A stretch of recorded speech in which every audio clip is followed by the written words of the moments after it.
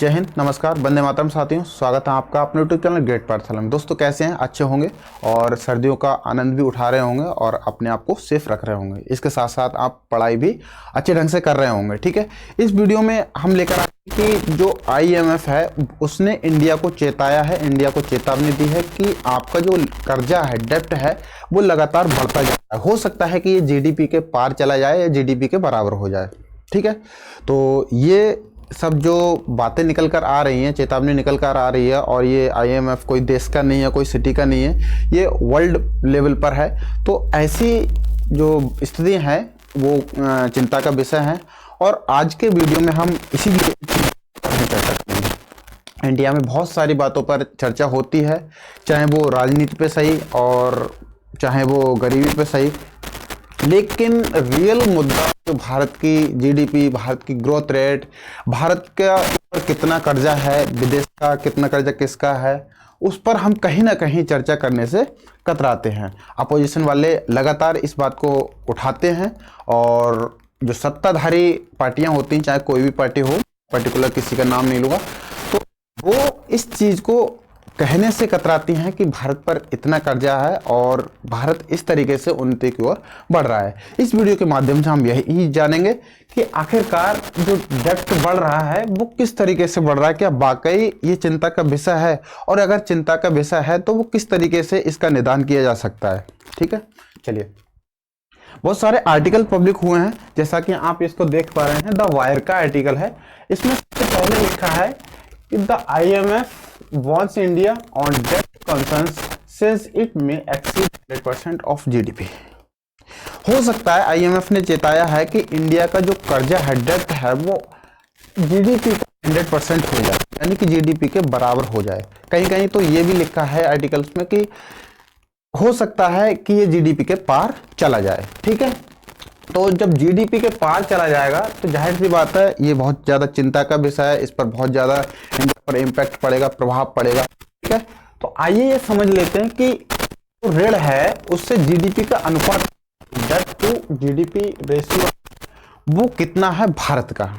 ठीक है, और अन्य देशों का कितना है। ठीक है, सबसे पहले इस GDP के आधार वर्ष देख दिया गया है। ठीक, आपका जो IMF है उसके आधिकारिक तौर पर ऋण का जो GDP का अनुपात था वो 80 बताया गया था। यहाँ पर आपको शायद दिखने में दिक्कत होगी तो मैं हाईलाइट कर दे रहा हूँ और इसको अलग से लिख देता हूँ। ठीक है, 83% बताया गया था। उसके बाद में विश्व अर्थशास्त्र GDP डेटाबेस का उपयोग करते हुए भारत की GDP 16,611 बिलियन डॉलर होगी और आधिकारिक अनुमान से 57% अधिक।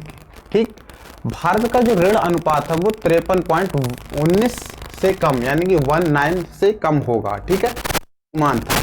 लेकिन नीचे मैंने हाईलाइट किया है सबसे ज्यादा जापान का। जापान की स्थितियां बहुत ही खराब हो सकती है, कभी भी इसमें भयावह स्थिति हो सकती है। इसका जो GDP से जो ऋण का जो डेप्ट टू GDP रेशियो है 240.577। ठीक है, यानी कि 240.7%। ठीक, उसके बाद में यूनान हो जाता है, सिंगापुर हो जाता है, इटली हो जाती है। ठीक, ये वो विकसित देश हैं, इनके ऊपर भी कर्जा है। ठीक है, अब भारत की स्थिति देखते हैं। भारत की स्थिति यहाँ पर हाईलाइट की है। ठीक है, यहाँ पर भारत की स्थिति ये है कि 53.1% इस पे दिखाया गया है। ठीक है, कहीं कहीं 81% भी देखने को मिल जाएगा।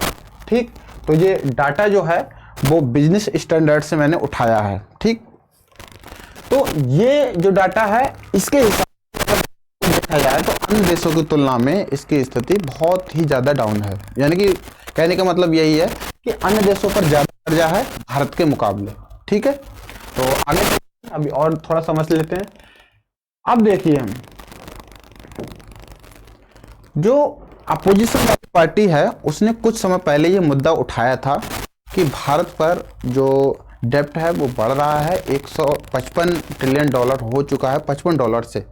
ठीक है, यानी कि 55 ट्रिलियन डॉलर से उठकर सीधा सीधा 155 यानी कि लगभग काफ़ी गुना यानी कि 3-3.5 गुना बढ़ चुका है। ठीक है, तो ऐसा जो अपोजिशन पार्टी थी, कांग्रेस पार्टी थी, उसने मुद्दा उठाया था लेकिन उस पर ध्यान नहीं दिया और आज वही हालत है कि IMF ने को चेतावनी दी है और उसने बोला भी है कि जो अक्टूबर 2023 था उसमें मंत्री सीतारमण, जो निर्मला सीतारमण जी ने है, उन्होंने कहा कि सरकारी कर्जा जो है उसको कम करने के लिए तरीकों पर विचार किया जा रहा है। ठीक है, और उभरती बाजार अर्थव्यवस्था द्वारा उठाए गए कर्ज में कमी को उपायों को निगरानी कर रही है। ठीक है, सरकार यानी ऐसा कर रही है।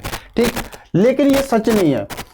मार्च 2023 के अंत में केंद्र सरकार का कर्ज 155.6 ट्रिलियन डॉलर या फिर GDP का 57.1% था। ठीक है, अब एक न्यूज़पेपर है मिंट की रिपोर्ट में बोला जाता है कि राज्य का कर्ज जो है GDP का लगभग 28% था। ठीक, अब देखिए ये 2023 तक बताया, अब तो और ज्यादा हुआ। ठीक है, अब इसमें बहुत सारी चीजें रही थी कि इसका जो, अब देखिए इसमें भी IMF को लगता है कि अगले साल यानी कि 29 ये चीजें कंट्रोल सकता है कि जो पिछला 2019 में कोरोना का काल चला था उसमें चीजें बिगड़ी थी, उससे पहले हमारी वो उसकी वो थी कम। ठीक है, वो स्थितियां कम जो मतलब हमारे कंट्रोल में थी, उस समय कर्जा बहुत कम था। ठीक है, उसको समझते हैं। ठीक, इसमें बोला है कि अगले जो 4 साल हैं यानी कि 2024 से शुरू होने वाले 4 वर्ष यानी कि वही 2028 या फिर 29 बोला है। ठीक है, तो जो संयुक्त ऋण है वो GDP के अनुपात बढ़ेगा। ठीक है, यानी कि 29 तक कंट्रोल में नहीं आएंगे, उसके बाद कंट्रोल में आना स्थितियां चालू हो जाएंगी। ठीक, अब ये देखिए इसमें मॉनिटरी रिपोर्ट है एक, उसने IMF ने कहा है कि 83.2% हो जाएगा। ठीक है, यानी कि इसमें ठीक, अब बढ़कर आगे 83.8 तक की जाएगा। ठीक है, यानी कि इससे आगे जाने के चांस बहुत, उसने अपनी रिपोर्ट में ऐसा दर्शाया। ठीक है, आगे भी देखते हैं इसको।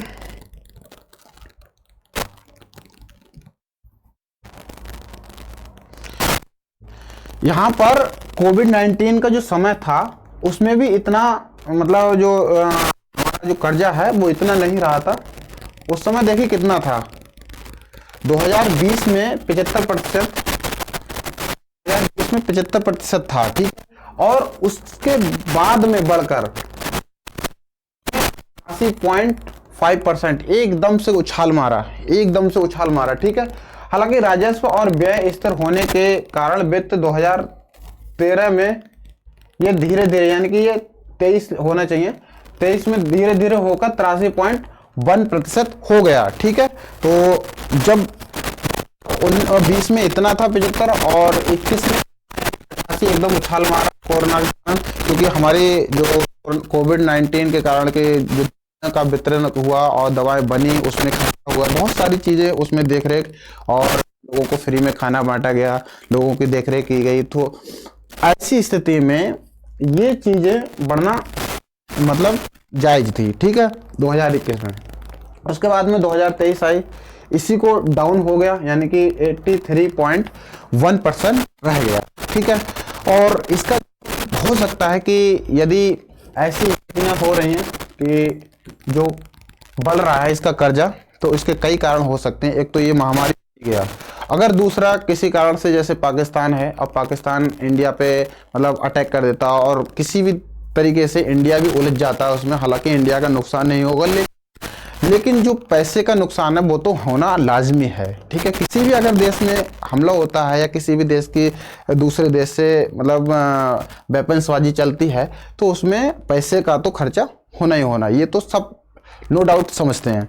ठीक है, तो ये जो रिपोर्ट है इससे पहले जो मैंने दिखाई थी, ये वाली रिपोर्ट अगर ऐसी है तो जो IMF है उसने भी बोला है कि ये 83.8% से अधिक नहीं जाएगा और 2029 तक ये स्थितियां कब्जे में नहीं आएंगी, लेकिन उसके बाद में धीरे धीरे ये कब्जा में आने चालू हो जाएंगी। ठीक दिखाई थी, वो रिपोर्ट भी ये दर्शाती है है वो बहुत अच्छी है।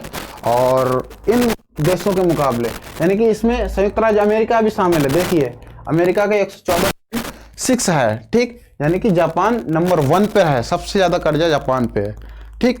तो इस तरीके से इंडिया की स्थिति अच्छी है। और जैसा कि इंडिया अपने कदम आगे बढ़ाती जा रही है, नए नए आविष्कार करती जा रही है, और अभी हो सकता है कि ऐसा दौर खराब हो सकता है कि जो कोरोना है उसका वेरिएंट नया आ चुका है, तो हो सकता है कि थोड़ा बहुत अप डाउन हो जाए। तो ऐसा लगता नहीं है, लेकिन उम्मीद करते हैं कि ये जो जैसा IMF की रिपोर्ट है वैसा ही। तो इस वीडियो में इतना ही, और मिलते हैं किसी अगले वीडियो में। तब तक के लिए नमस्कार, जय।